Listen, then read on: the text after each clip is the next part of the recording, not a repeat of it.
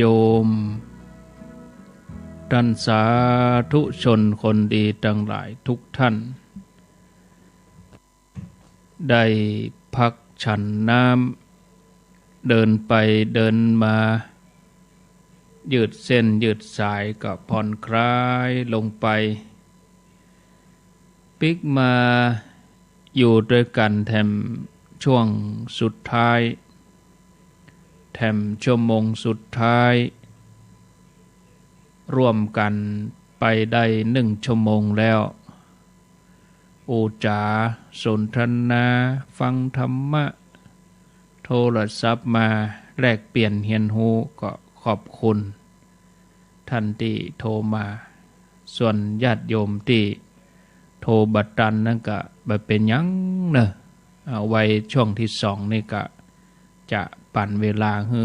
ญาติโยมได้โทรมาเหมือนน้อยขณะนี้ท่านผู้ฟังกำลังรับฟังรายการสารธรรมยามแลง 16:09 นาทีรายการสารธรรมยามแลงนี่ดำเนินรายการโดยอัตมภาพพระครูอภิวัฒนวิกรมวัดปากด่างเจริญดอยหล่อ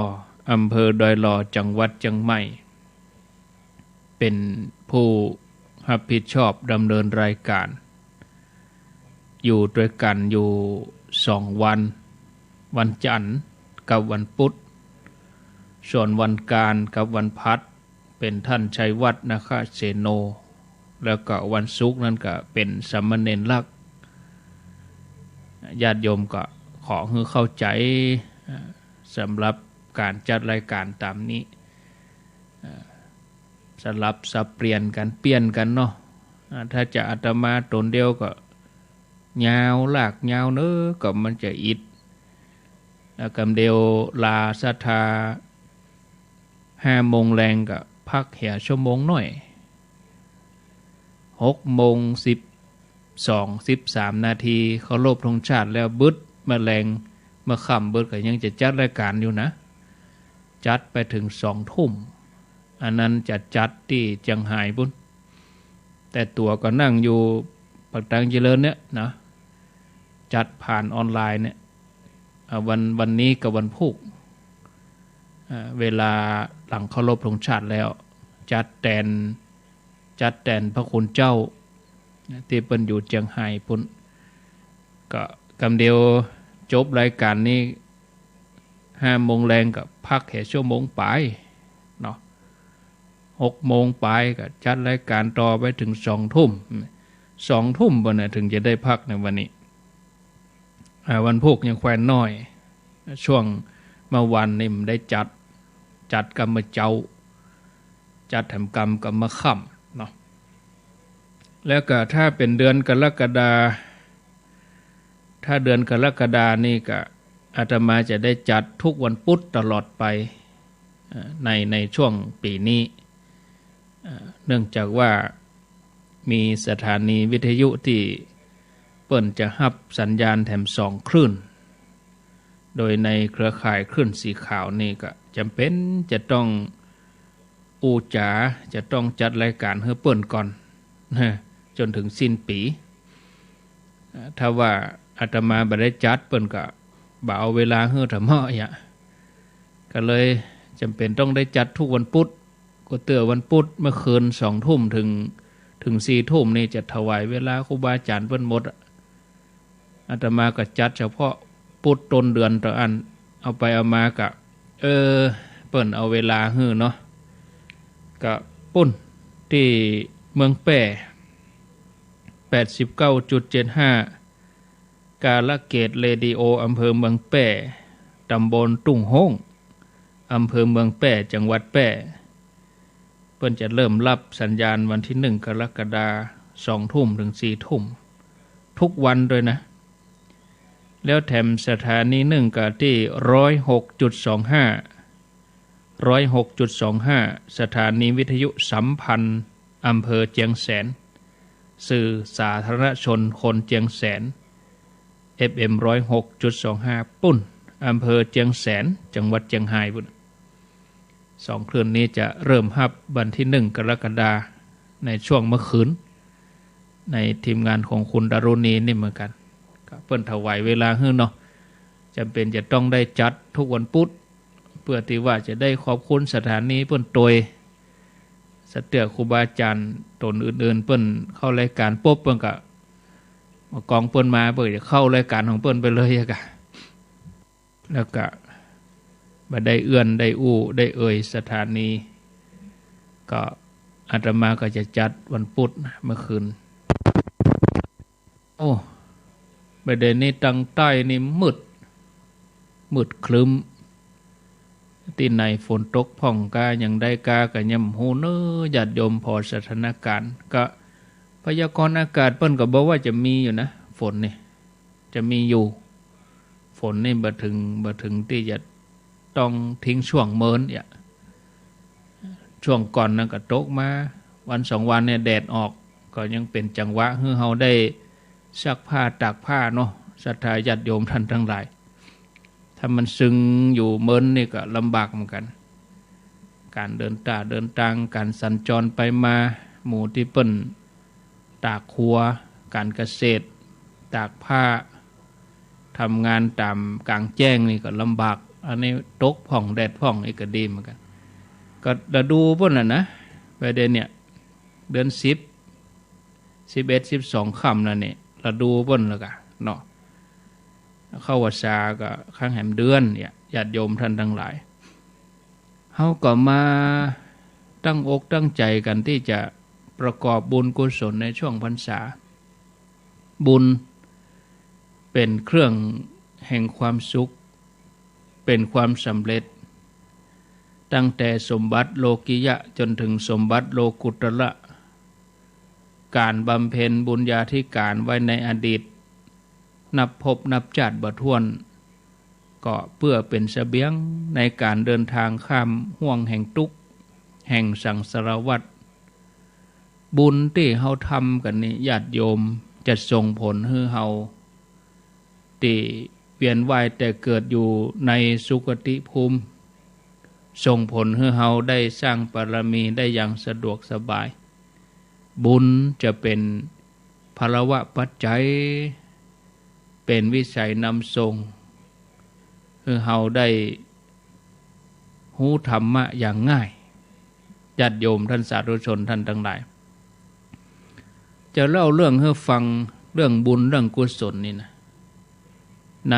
สมัยของพระพุทธเจ้าวิปัสสีมีละอ่อนน้อยแม่หญิงคนหนึ่งละอ่อนน้อยแม่หญิงคนนี้เป็นลูกของเศรษฐีประจำเมือง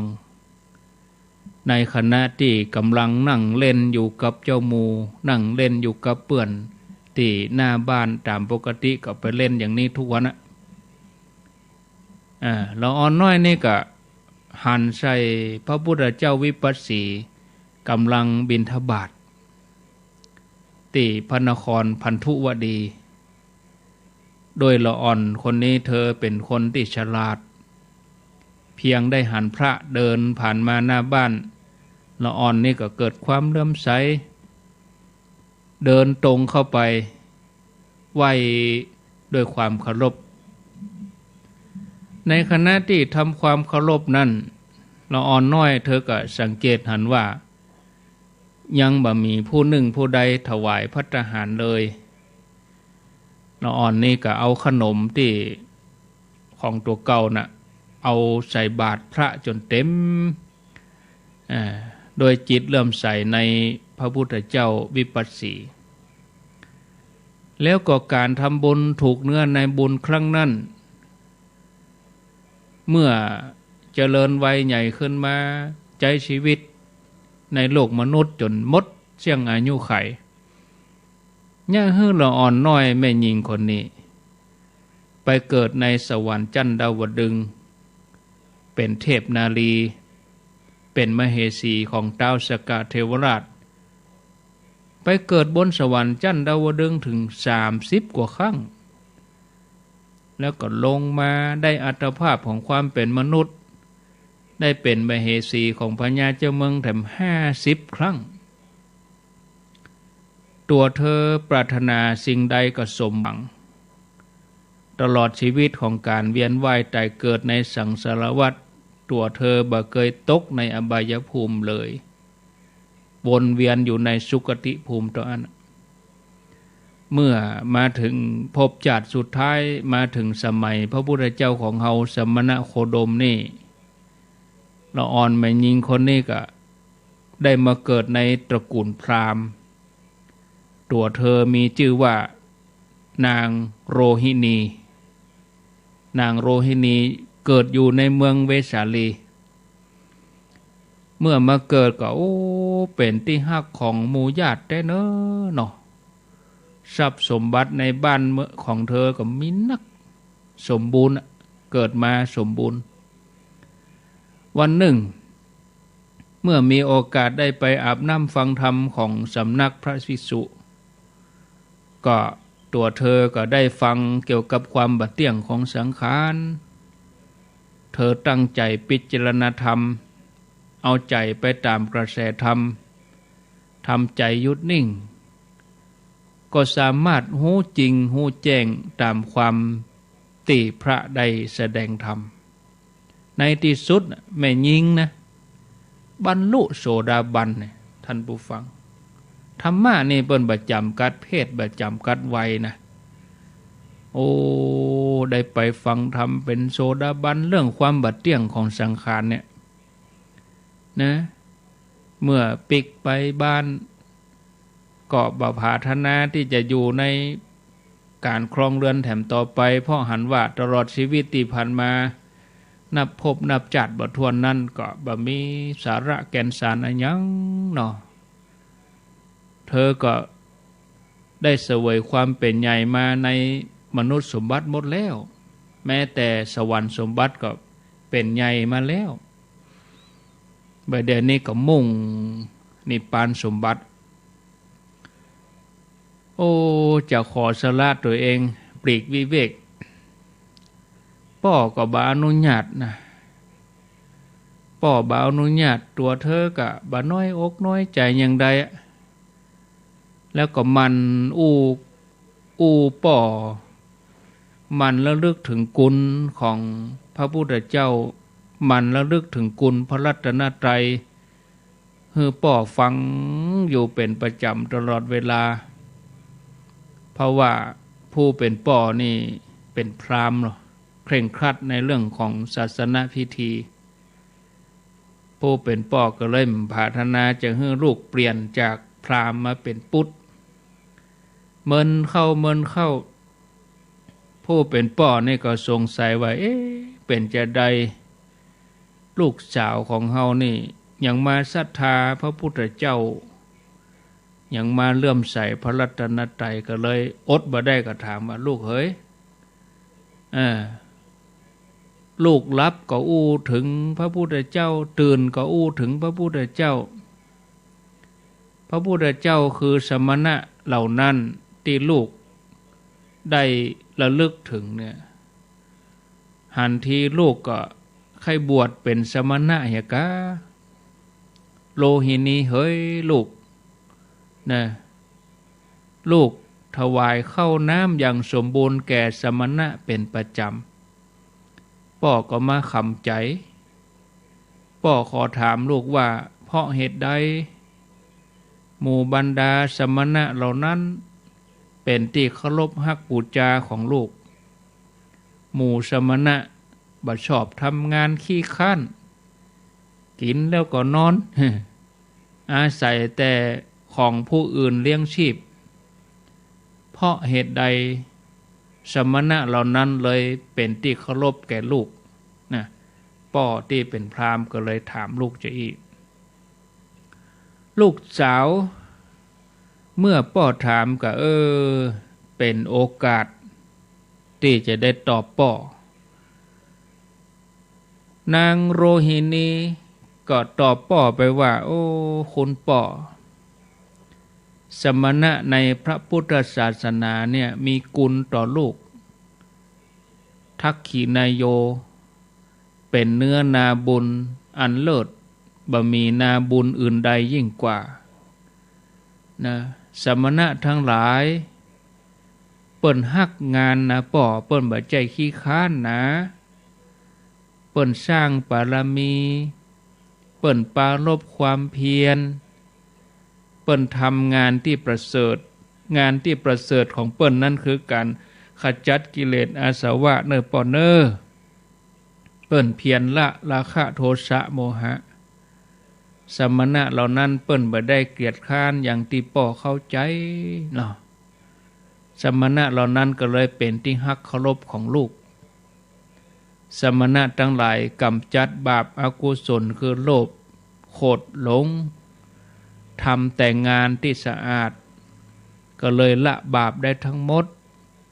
กายกรรมของสมณะเหล่านั้นสะอาดวจีกรรมสะอาดมโนกรรมก็สะอาดสมณะเหล่านั้นบ่มีมลทิน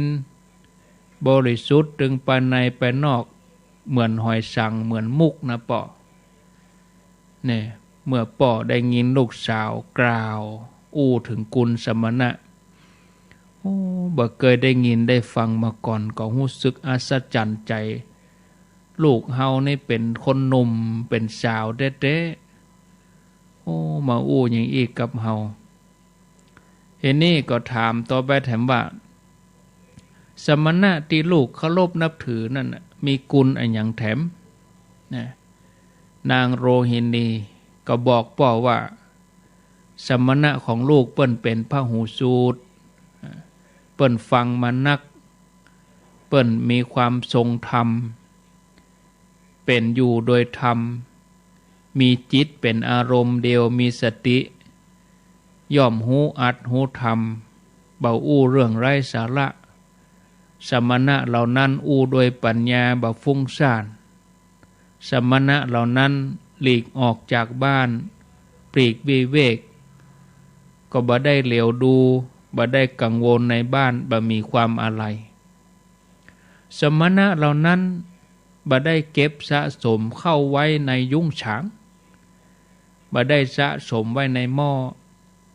แสวงหาโดยชอบมีสัมมาอาชีวะบริสุทธิ์ยังมีชีวิตด้วยปัจจัยที่เกิดขึ้นเฉพาะหน้าบ่มีกังวลท่านมาบวชต่างสกุลกันจากชนบทก็มีจากในเมืองก็มีหลายวันหน้าเนอป่อเนอเปิ้นมาอยู่ด้วยกัน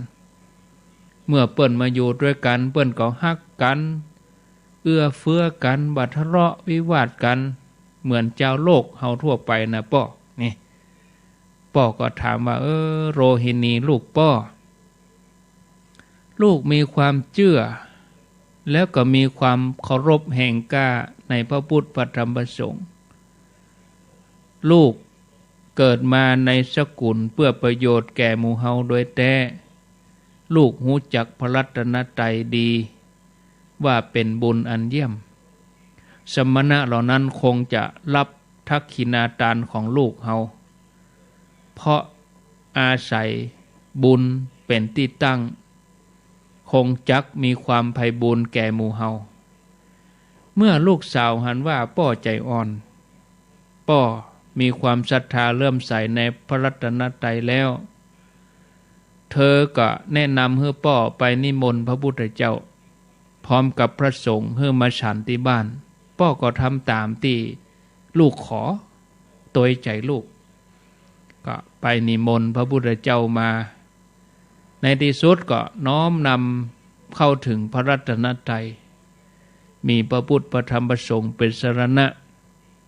นอกจากนั้นป่อก็อนุญาตให้ลูกบวชเนื่องจากสั่งสมบุญไว้นักบวชไปบ่เมินบ่นานเป็นภิกษุณีบรรลุอรหันต์ปฏิสัมภิทาแล้วก็เป็นอรหันต์เปิ้นฮ้องว่าอรหันตเถรีเนาะเป็นผู้ที่มีฤทธิ์มีเดชมีอานุภาพท่านผู้ฟังญาติโยมเฮาจะหันว่าอานิสงส์ที่เฮาตั้งเจตนาแรกเนี่ยถ้าเป็นคอมพิวเตอร์คือตั้งโปรแกรมไว้ในใจเจตนาไม่ใช่เรื่องเล็กๆน้อยๆนะญาติโยมเนาะ พุทธองค์ก็ตรัสว่าจะทำบุญต้องตั้งเจตนาเนอเบื้องต้นขณะแล้วก็สุดท้ายเนี่ยศรัทธาญาติโยมอย่างเฮาท่านทั้งหลายเพียงแต่เฮาหันสมณะหันครูบาอาจารย์พระสงฆ์องค์สังฆเจ้าเหลืองห่ำนี่เฮาก็ม่วนใจแล้วเนาะหันพระเหลืองเฮาก็ม่วนแล้วเฮาได้หันก็ทำให้ใจเฮาเริ่มใสถ้าเฮามันอาบน้ำฟังธรรมมันประพฤติปฏิบัติทุกวันเฮามันทำใจของเฮาอย่างยะเฮาจะพบความสุขเนอะศรัทธาญาติโยมท่านทั้งหลายสมณานันจะทัสนังเอตัมมังคารมุตตมังการได้หันสมณะเป็นมังคละมงคลเมื่อเดี๋ยวนี้เฮาบ่ได้หันตัวแต่เฮาหันเสียงเฮาได้ยินเสียงก็เหมือนเฮาได้หันตัวเอกะเนาะท่านผู้ฟังพระอานนท์เปิ้นได้พอหันพระเถระเหล่านั้นเดินตัวตามกันอย่ามางดงามแต่เน้อนะเปิ้นก็ปรารถนาอยากที่จะฟังธรรมก็เลยจวนพระเลวตะติดตามไปตัวเมื่อพระเถระถึงหมดไปถึงที่พักของพระสารีบุตรแล้วพระสารีบุตรก็ทักทายพระอานนท์ก่อนว่าอานนท์อานนท์ป่าโคสิงคารวันป่าโคสิงคสารวันนี่เป็นที่น่ารื่นรมราตรีแจ่มแจ้งกระจ่างไม้สาละออกดอกบานสะพรั่งหอมฟุ้งไปอานนท์ท่านคิดว่าป่าโคสิงคสารวันจะงดงามด้วยภิกษุอย่างนั้นหรือพระอานนท์ตอบว่าป่าโคสิงคสารวันนี้พึงงดงามด้วยภิกษุที่มีสุตตะภิกษุจำธรรมะแล้วก็ผู้ประกาศพรหมจรรย์อันบริสุทธิ์บริบูรณ์สิ้นเชิงแสดงธรรมอันแจ่มแจ้งแก่บริษัททั้งสี่เพื่อจักถอนอนุสัยกิเลสให้หมดไปป่าโคสิงคสารวันนี้งดงามด้วยภิกษุอย่างนี้จากนั้นพระสารีบุตรก็ได้ถามพระเถระแต่ละรูปตามลำดับพระเลวตะตอบว่า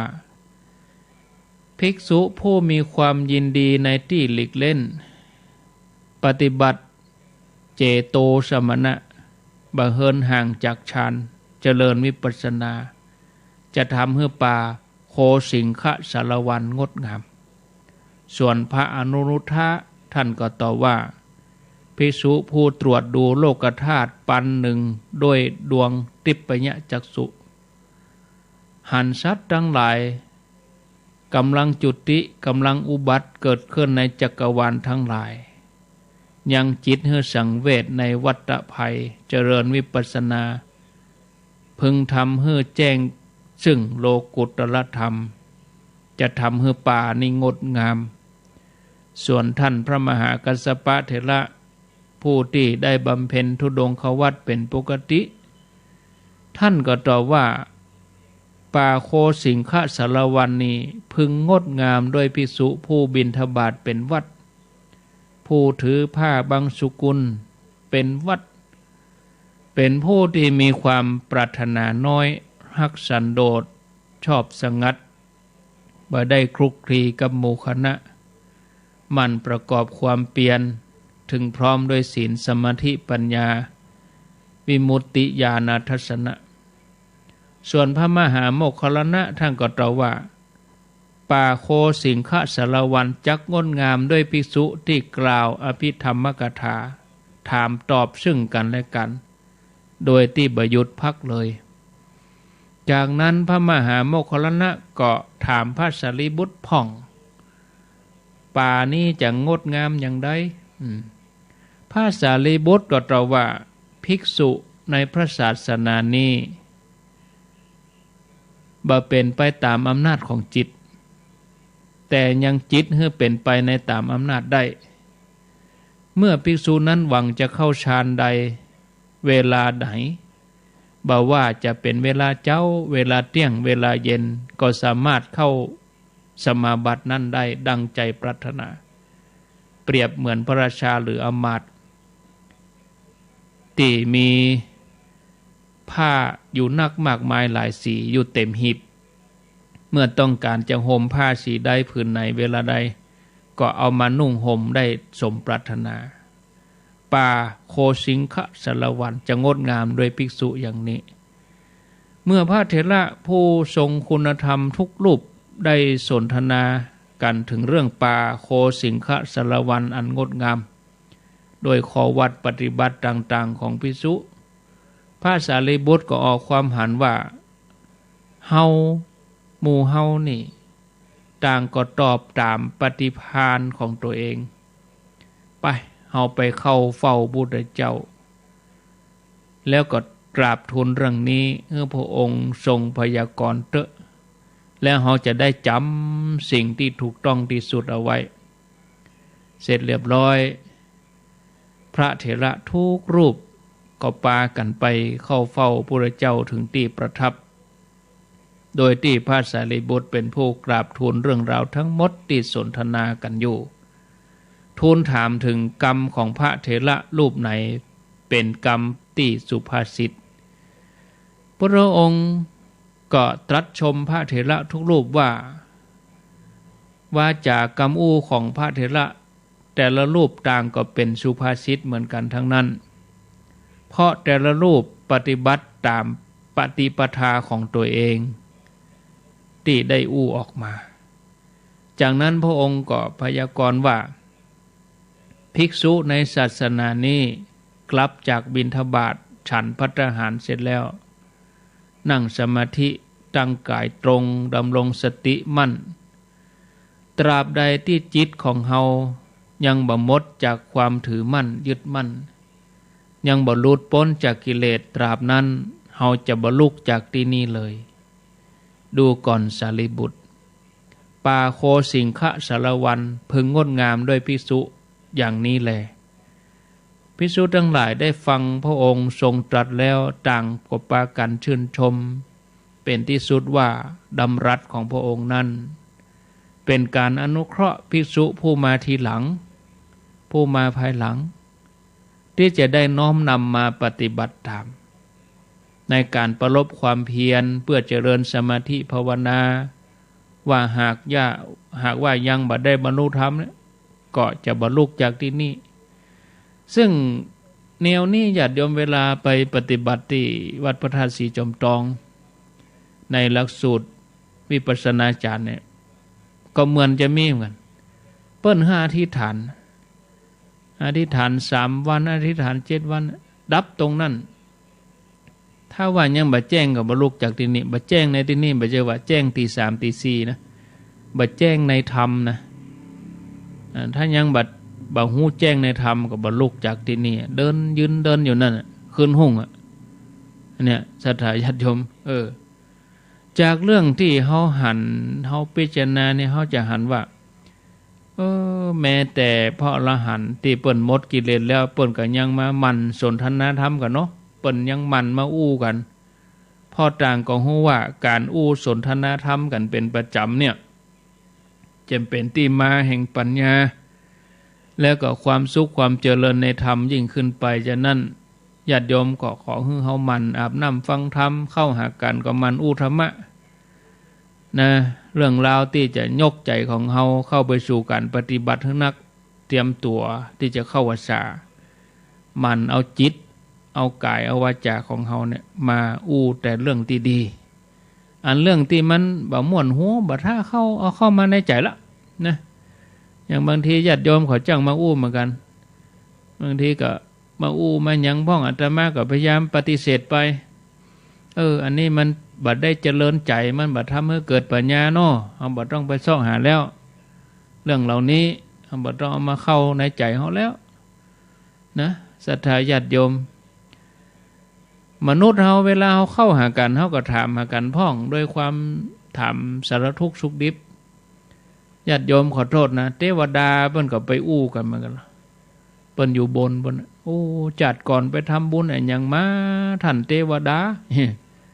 มนุษย์เฮานี่เขาก็อู้กันเหรอไปเนี่ยหยังมาหาถึงมาล่ำมารวยหยังมา มีฐานะดีอู้กันอีแต่ฐานะในจัดมนุษย์เนี่ยมันถึงเวลามันจบก็จบอ่ะแต่ว่าเฮาไปในเกิดในภพภูมิที่ดีเฮาก็จะบ่ได้น้อยใจตัวเองเกิดมาเป็นมนุษย์แล้วก็เฮาต้องทำที่สุดนั่นคือการได้เจริญศีลสมาธิปัญญาศรัทธาญาติโยมไผมีความรู้ไผมีเทคนิคอะไรยังเฮาก็มาแลกเปลี่ยนอู้กันถ่ายทอดให้กันอย่างเงี้ยกะอย่างเฮาฟังวิทยุนี่กะนะญาติโยมเมื่ออยู่บ้านก็ควรหาโอกาสที่จะปฏิบัติธรรมนะพร้อมหน้าพร้อมตาในครอบครัวของเฮาเนาะวันพุธเขาก็มาฟังกันต่อเนาะพอเวลาแล้วก็ประเด็นนี้16:39 นาทีโอ้โวยเหรอวันนี้รู้สึกว่าเวลาโวยญาติโยมเนอะไผจะอู้จะจ๋าก็ขอเจริญปอนโทรเข้ามาแจ้งผลการรับฟังเนาะจะถามปัญหาก็ว่าอุตสนทนาอันใดก็ขอเจริญปอนไม่นี่ดังโผล่ๆหน่อยเดี๋ยวอาตมาไปต่ำสายๆมาขอโทษนะไปต่ำสายไม้นี่ไปต่ำใส่บ่ได้ต่ำใส่กระดังโผล่เดี๋ยวนี้ดีแล้วบ่เนาะดีละกานี่เดี๋ยวนี้ดีละไผจะอู้จะจาอันยังก็ขอเจริญปอนโทรเข้ามาที่หมายเลข0998366322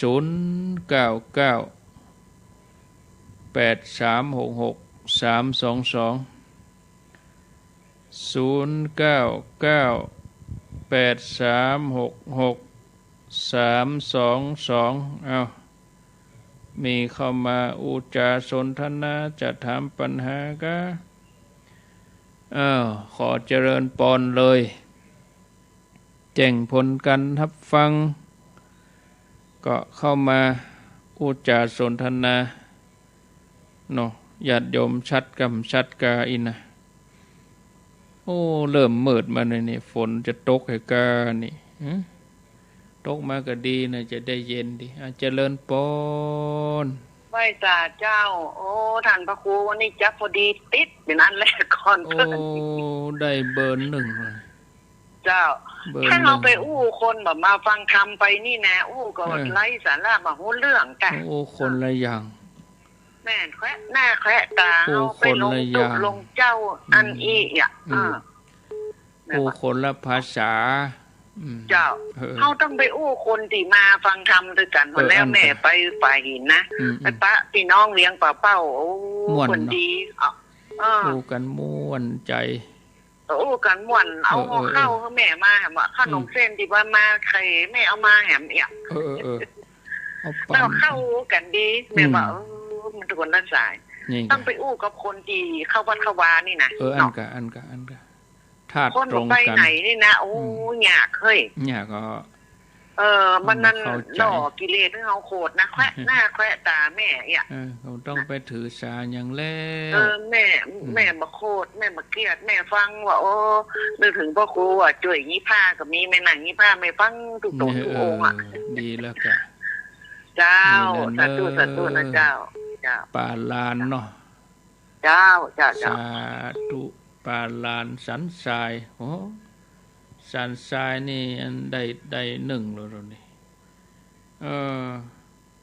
สันทรายนี่ได้1เลยเหรออยู่ก็มาเจริญปอนเข้ามาเลยเจริญปอนนมัสการเจ้าพระอาจารย์อยู่วัดไหนเจ้าอยู่วัดปากกลางเจริญดอยรอ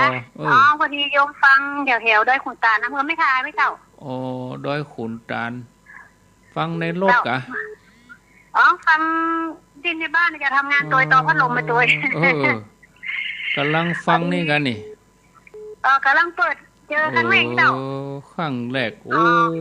คนฟังกันมาเมื่อแล้วโยมมาคนเฮาสมัยนี้มัน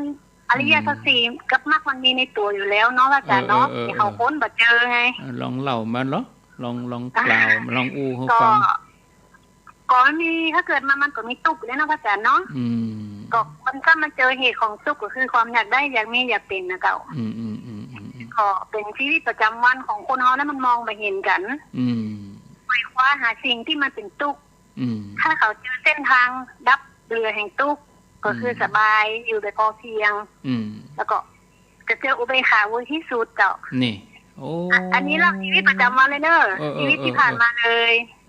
อันนี้ประสบการณ์ตรงอาจารย์ขึ้นสูงสุดแล้วก็ลงถึงดินถ้าเจออริยมรรคมีองค์แปดสำเร็จได้เลยนะก็อายุคนเฮาบ่มีตัวตนอยู่แล้วนะอาจารย์เนาะบ่มีอย่างสักอย่างในโลกใบนี้มีแต่ความว่างเปล่านี่อันโยมอยากให้พระอาจารย์ที่อันอู้ถึงอริยสัจสี่มากเลยเนาะก็คนเฮามันจะได้รู้กันว่าบอกว่าอยากดีมีจนหรือร่ำอยู่รวยคนเฮามันก็มันสุดท้ายมันก็ต้องนอนกว้างศอกเยาววานะพระอาจารย์เนาะแน่นอนกับอันนี้เพราะว่าชีวิตของโยมมันเรื่องมันยาวแล้วตั้งแต่ในพระตำหนักยันปัจจุบันนี้ถ้าจะเล่าก็คงจะยาวอาจารย์ไอ้ยมอย่างนี้อีพ่ออีแม่ตั้งหลายปล่อยวางลงพ่อลูกกับปัจจัยของเฮาผัวเมียกับปัจจัยของเฮาคือโลกใบนี้มันมีเป็นฮอสักอย่างแล้วอาจารย์เนาะโลกสมมุติอย่างที่เขาโหว่าอริยสัจสี่แล้วมรรคคือทุกข์สมุทัยนิโรธมรรคเนี่ยก็คือในตัวของเฮาทั้งสิ้นนะเจ้าดีกะใจเวลาทำใจเมินก่อนใช้เวลาปฏิบัติเมินก่อนกว่าจะได้ตัวเนี้ยคือใช้ชีวิตประจำวันตั้งแต่จังความได้ออกบ้านต่อสู้กับชีวิตการเงินการห้องการงานแล้วก็ย้อนพลิกมาพอเก่าทบทวนดูทุกครั้งจะมองเจ้าคนอื่นถ้าตาตัวเองมาบอกว่าเกิดแก่เจ็บตายพ่อตายแม่ตายสามีตายหรือใครตายเขามองย้อนว่าทำไมเขายังบ่ได้ของเพิ่นมาเขาเอาไปที่ฐานที่ไหนขอชีวิตให้ใบให้บ่เป็นยังบ่ฟื้นได้อ่ะพอดีโยมนั่งดูเห็นท้องฟ้าวันนั้นนะโยมมันเหมือนคือติดหนี้ในสำนักจะวางตัวเนาะขอพี่ญาติพี่น้องจังหลายฟังเตเนอร์เป็นทางหอนเตเนอร์เพราะว่าโยมติดหนี้มันเหมือนโยมอยู่กลางทะเลคนเดียวอ่ะอยู่กลางทะเลเกาะขอนไม้ตอนนั้นนะโยมก็ติดหนี้ติดสินเยอะแยะมากมายในสำนักราชวังเนาะแต่เอาติดหนี้ก็พอละแล้วพอดีมานั่งคิดมันเป็นของเราสักอย่างพอดีโยมอยู่ดึกไปนอนเราลองให้นักมันจะมีแค่แวบหนึ่งอ่ะคือจะอยู่คนเดียวแบบในป่าเลยนะมันจะมีแค่แวบหนึ่งขึ้นมาว่าเจ้าของเราสักอย่างสามีหรือว่าผัวน่าสมมาพระอาจารย์นะเจ้าลูกผัวภรรยาตัวเขาเองกับประเทศของเขาเทศไหนเขาไปไหว้วอนสิ่งศักดิ์สิทธิ์ที่ไหนเป็นอย่างบ่ฟื้นก็ไปไหว้เจ้าที่เจ้าแปลงหอพระภูมิที่ไหนเป็นอย่างบัดจ่วยแล้วโยมก็เลยมองกันว่านี่คือโกฎแห่งกรรมโยมไปเชื่อโกฎแห่งกรรมและคำสอนองค์พระศาสดามาจนถึงทุกวันนี้ว่าสุดท้ายตัวตนเฮาก็บ่มีของใครก็บ่มีดูแลให้มันดีที่สุดถ้าเกิดอะไรอย่างขึ้นก็ของปล่อยวางโดยเร็วที่สุดเพราะมันเป็นธรรมชาติของโลกมนุษย์เพราะว่าสัตว์และมนุษย์นี่นะค่ะอาจารย์มันหายากที่จะเจอท่านมาสอนอย่างเงี้ยมันหายากส่วนมากจะเป็นเทพตลกไปหน้ากันเดียวละคุณเชียงใหม่เนี่ยโยมขออนุโมทนาขอพระอาจารย์อยู่กับพุทธศาสนาไปอีกทุกภพทุกชาติจะรู้พ้นจากการเวียนว่ายตายเกิดเยอะอยู่ดีมีสุขเนอะนมัสการเจ้าพระอาจารย์เจ้าอันนี้โยมมาจากบ้านทาพี่เนอะบ้านทาโดยขุนตาลเจ้านมัสการพระอาจารย์เจ้าโยมก็เพิ่นผ่านมาจุดในจุดนี้ได้ก็ดีเนาะยากนะคนที่จะประคับประคองจิตใจมาได้ถึงขนาดนี้เพิ่นโทรมาใหม่นะนี่อันนี้ก็หามาฟังวันนี้ว่าก็ยินดีเนอะคงจะฟัง104.50 บันทานี่โดยขุนตาลพุ่นเนาะเจริญปนเจ้าค่ะอาจารย์อันนี้อยู่ที่ไหนแม่โทรจากแม่แก่นเจ้าแม่แจ่มบ้านนาห้องกะแม่ขันแก้วอยู่บ้านชักข้างบนเจ้าแม่ขันแก้วฝนตกแค่นะอาจารย์เดี๋ยวนี้นะเจ้ามันได้ยินชัดดีคือฝนมันย่อยลงตัวลมน้อยจุ่มเย็นดีอยู่กะ เจ้าบะมีฟ้าห้องกันฟังหูเรียงดีอาจารย์ฟังก็เจอดีเจ้าม่วนใจเนาะแม่ขันแก้วเนาะเจ้าแต่เจ้าก็ฟังนะเจ้าแม่แจ่มแม่ฟังแต่รอดแต่แม่บ่ค่อยได้โทรคือโทรเป็นโทรก็เพิ่นโทรไปเหตุก่อนอีกอ่ะเขาฟังเพิ่นโทรก็ม่วนนะเจ้าคนบ้านนั่นบ้านนี้ม่วนดีลูกเนาะวันนั้นแม่ฟังเรื่องอันท่านอาจารย์บรรยายเรื่องปรมีมาก่อนเนาะโอ้เขาเจอดีเจ้าโอ้ดีละอันพวกก็ฟังกันแถมเนอะเจ้าไว้แต่เจ้าท่านอาจารย์อยู่ดีมีสุขเนาะรักษาสุขภาพนะเจ้าเหมือนกันเนอะเจ้าแม่ขันแก้วเปิ้นอยู่แม่แจ่มจังเครื่องขอบคุณพระอาจารย์เจ้าอันนี้พระเจ้าอุโมงค์น้ำพุเจ้าพระเจ้าอุโมงค์เนาะเจ้าทุกคนถ้าหันจะทำของชีวิตนี่จึงมีการปล่อยว่างเจ้าทุกอย่างทุกสิ่งทุกอย่างอันใจของเฮาทุกสิ่งทุกอย่างมันก็ไม่เที่ยงแท้เลยนอนทุกอย่างเป็นทุกอย่างไม่ใช่ตัวตนของเราเฮาก็ปล่อยเลยนะเจ้าแล้วความสุขของเฮาก็จะเกิดขึ้นจากอาจารย์โอ้ดีโยมเขาฟังมานี่โยมได้อู้อย่างอี้นี่โอ้ตูเจ้าม่วนใจนี่จ้าอู้ธรรมะไปนี่บัดเสียหลายนี่นะจ้าโอ้ดีละอาจารย์เจ้าตอนเจ้าในสวดธรรมจักรแล้วก็เมตตาใหญ่จ้ะ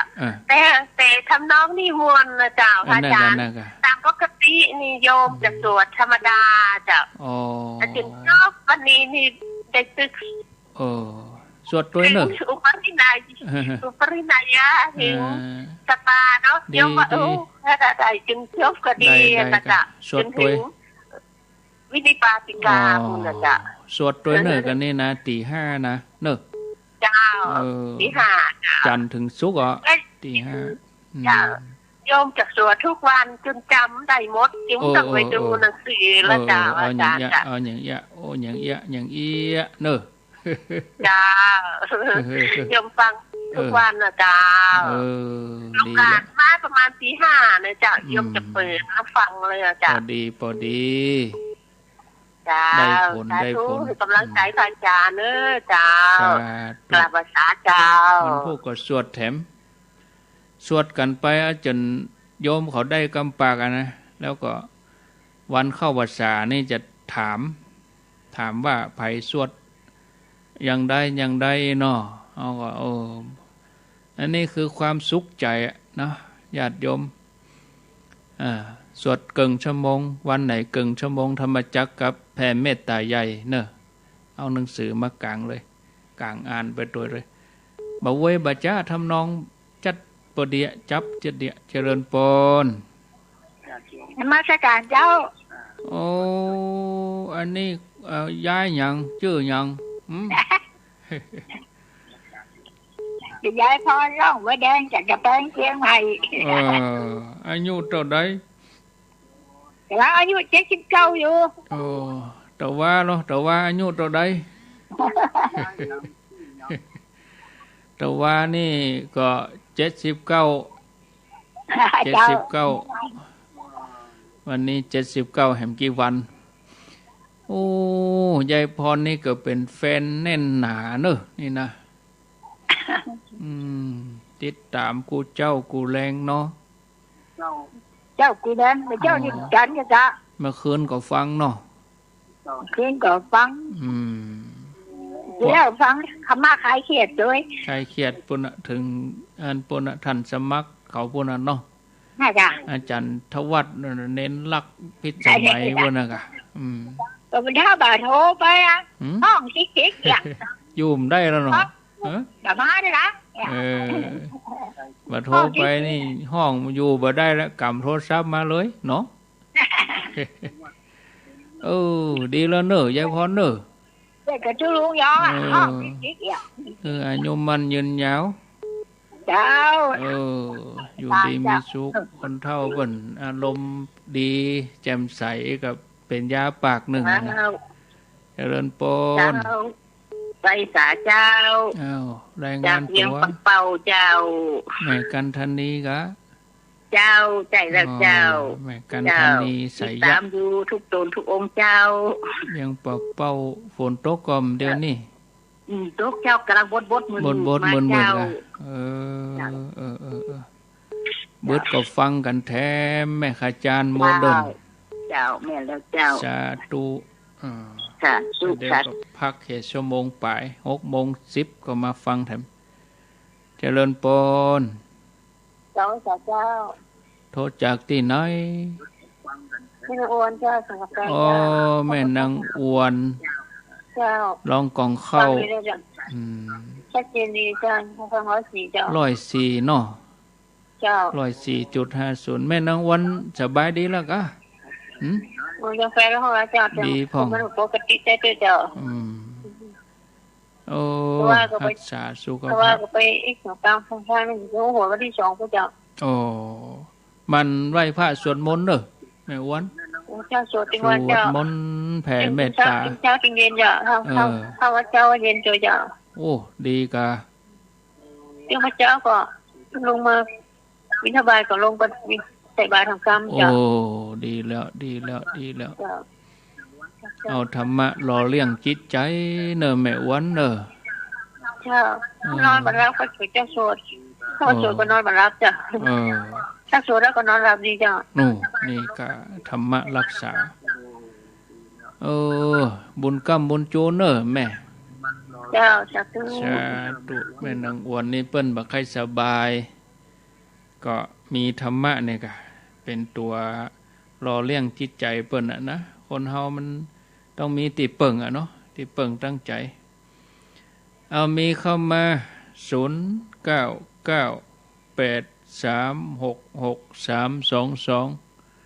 0998366322เอาเจริญปนถูกครับโทษบางโมครับที่ไหนก็อยู่บางโมครับพุทธอุทยานเชียงดาวอำเภอเชียงดาวพ่อยอดจริงๆพอกันทั้งวัดเลยเป็นการเก่งฝ่าไอ้โยมที่สมัยเขาก็อาจารย์เคยไปสวดคนที่บ้านเขาดิครับใช่อันนี้เป็นพระหรือเป็นพระกะ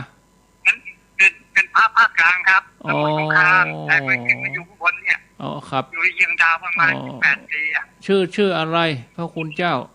พระกิจครับพระกิจขอไข่รอลึกขอบนอนเด่นกลันพระกิจเนาะครับเดิมเป็นคนจังหวัดอะไรสมุทรสงครามครับสมุทรสงครามครับตลาดน้ำอัมพวาครับข้าวอุ่นน้ำครับแล้วฟังภาษาเหนือเข้าใจไหมครับรู้เรื่องบ่เข้าใจเป็นบางอันนะเป็นบางอย่างหลวงพ่อพูดไปก็มันก็ดีดีมากเลยครับต้องพยายามฟังหน่อยโยมคอนโยมนั่นน่ะโยมอะไรนะโยมที่อยู่บ้านทาผมหลวงพ่อครับคนเก่งนะครับขออธิบายธรรมะดียายพรกะยายพรยายพรนี่เนี่ยผู้หญิงอ่ะครับคนนั้นเขาสรรเสริญหลวงพ่อนะครับผู้ดีแล้วองค์นี้คนนั้นนะโยมพรอุโมงค์โยมพรอุโมงค์ขอบคุณครับพระคุณเจ้าพระอาจารย์ท่านนี้เรียกผมเสียหลวงพ่อเลยนะครับหลวงพ่อก็หลวงพ่อครับไม่เป็นไรขอบคุณนะพระคุณเจ้าเจ็บเอวนะวันนี้พอเวลาแล้วก็ได้ลาก่อนเนาะศรัทธาญาติโยมเหมือนว่ามีเนนมาเคาะประตูปกปักมีไผมาบุเนนก็จะมาอยู่ตัวนี้แถม2 ตนดีเนนเดิมมี2เนนจะมาอยู่ตัวนี้แถม2ก็ดีกะ